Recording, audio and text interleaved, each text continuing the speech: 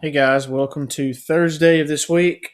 Today we're going to be focusing on the compound interest formula once again. However, we're going to kind of mix it up a little bit. It's going to be a little bit different, and that's because we are introducing depreciation. And so, what depreciation is when something depreciates. I know that's kind of the Webster dictionary there, but what it means is it's losing value instead of gaining value. So this time, instead of interest compounding and you gaining money, when something depreciates, it becomes worth less money. So every time you buy a car, it depreciates. So if we look at this first example here, Jack buys a new car for $25,000.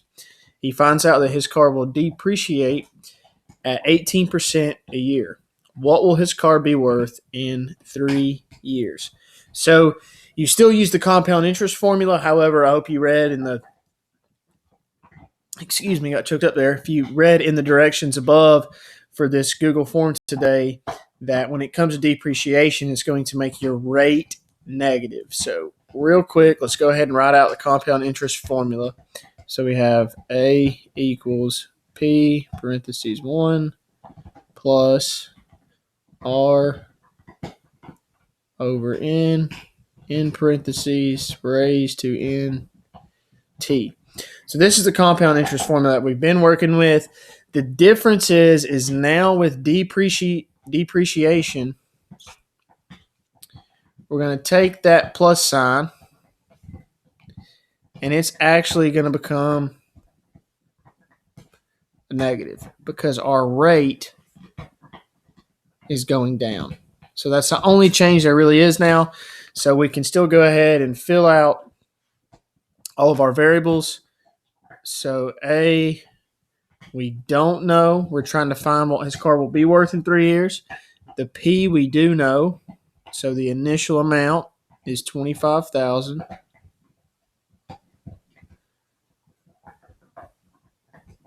The R is 18%.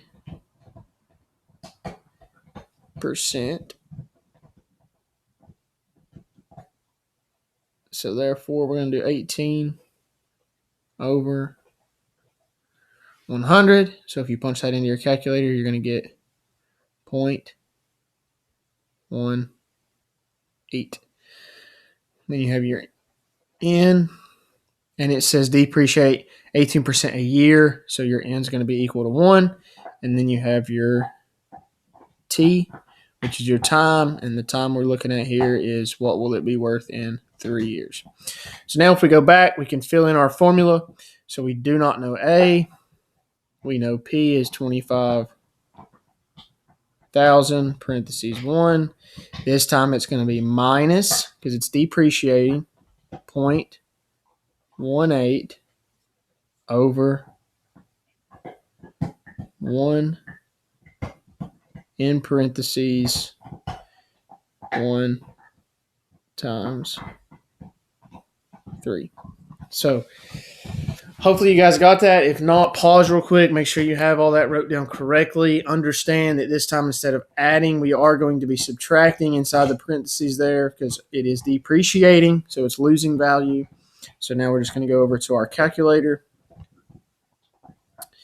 here.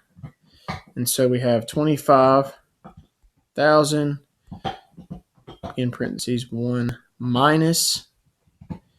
Create our fraction. We have 0.18 over 1. Let me get my keyboard here. It goes over. So we're going to end the parentheses, and then we're going to raise that to 1 parentheses 3 in parentheses. And so you get $13,784.02. Or 20 cents, I'm sorry. So $13,784.20. So if you go back, there we go. Your new total amount after 3 years is going to be $13,784. $784.20. So that's the only difference today. Is it's exactly what we did yesterday and been doing the day before that, except this time we have a minus sign instead of an addition sign inside the parentheses since it is depreciating. So please just make sure you pay attention to that in the example problems. We'll do one more for depreciation. So Yoda here is buying a new spaceship for $100,000. He finds out it depreciates at a rate of 15% each year. How much will his ship be worth after 5 years? So let's go ahead and list out the variables. If you guys want to pause the video and work this one yourself to see if you can get it right, please do so. But we have A, which we don't know. P, which is our initial investment or how much we initially paid, and that's going to be $100,000. Our R, which is 15%. Trying to draw a percent sign there. So it's going to be 15 over 100, which if you were to type that into your calculator, it's going to be 0.15. You have your N, and it's each year, so your N is going to be 1. Then you have your T, which is 5 years. So now let's go ahead and plug that in. So we have A equals our P, which is 100,000, parentheses 1. And remember here, it's depreciating.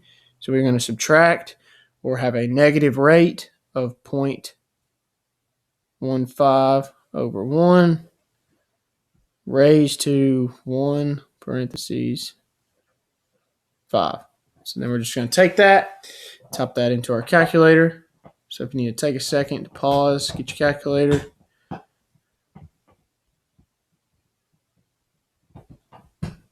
Oh, let's click clear all there. That might make things a little faster. So here we have 100,000. Make sure you get the correct amount of zeros there. 1 minus. And then you have your fraction that we just created. So we got 0.15 over 1 in parentheses. We're going to raise that to 1 parentheses 5. And so we get 44,370 and 53 cents because we're going to round it off to the nearest hundreds. So if we go back, our new total after 5 years is 44,370 and 53 cents. So that's how you do depreciation. It's the exact same thing as yesterday. Once again, the only thing that's different is we are subtracting this time because our rate is going down. We are losing value. So now, last example here. We're not going to spend a lot of time on this. You will have 2 problems you need to do on your homework. This is a little bit more difficult because we are going to actually be given the total amount this time, and we're going to have to find the p-value. So what that example would look like is Taco wants to have $5,000 to buy a motorcycle. He is not planning on buying it for another 2 years. The bank told him he could get a 15% interest rate in a savings account compounded annually. So how much would he need to invest today to get the total amount he needs in 2 years? So what you're going to do here is go ahead and do it like all the other problems. Hopefully you have the compound interest formula out, but we're going to go ahead and do our A. And our A here that we're looking for is in 2 years, he wants to have $5,000. So his A is $5,000 this time. We don't know his P because we don't know how much we need to invest right now in order to have that. So it's going to be the question mark. Then we have our R, which is 15%, which If you wanted to turn that into a decimal, 15 divided by 100, you get 0.15. Your N is it's going to be compounded annually, so that's 1. And then your T is 2 years. So now we're going to set this up, except this time we're going to have 5,000 equals, and we don't know what P is, but we do know the rest. So we have 1 plus 0.15 over 1, parentheses 1, parentheses, in parentheses 2. So if we can see that and you have that set up. Now, how we're going to do this. So this is taking us kind of back to solving equations, and we need to solve for P. But we're not just going to try to distribute P, blah, blah, blah, blah, and get way lost in that. So what we're going to do is we're going to take the parentheses and we're going to solve for that number. So what that looks like is you're going to go to your calculator.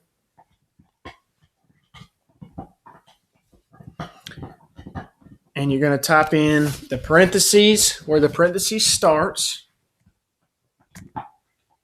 So right in here, all the way over. So it's going to look like 1 plus, and then the 0.15 over 1, in parentheses, raised to 1, parentheses, 2. And it's going to spit out this decimal, 1.3225. So your new parentheses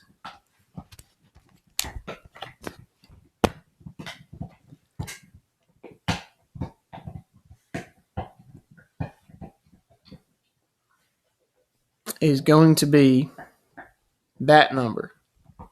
So 1.3225. Yep, 1.3225. And the 5,000 comes down. So now, if you wanted to get P by yourself, you have P and you have a number. So if we're trying to separate those two because they're being multiplied, we're going to divide. And what are we going to divide by? We're going to divide by that parentheses in order to get P by itself. So 1.3225.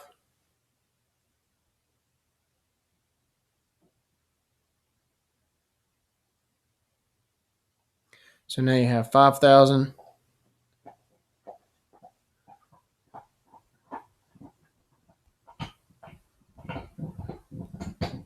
over that 1.3225.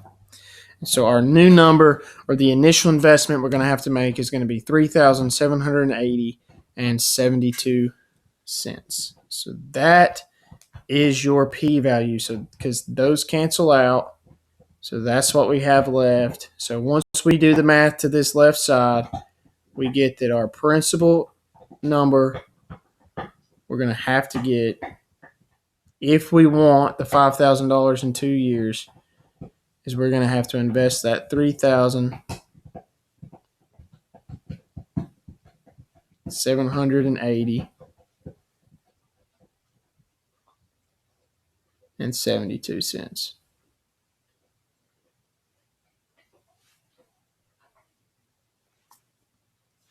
And so that is how you solve for P. I know that is a little bit difficult, but please just make sure you rewatch this a couple times to see how we worked it. You do it very similar to the other ones, except this time we're given A, so we just solve an equation after we punch this whole thing into the calculator itself, and then we just divide by that number to get P by itself. And so that's how we got the $3,780.72. So please, once again, guys, if you have any questions, please feel free to reach out at my email. You guys are doing a great job with this. I know the online stuff makes things a little bit difficult for everybody, but just want to say thank you. I'm proud of you guys. Just keep working hard. And hopefully we can get on a Zoom or a Google Meet sometime soon.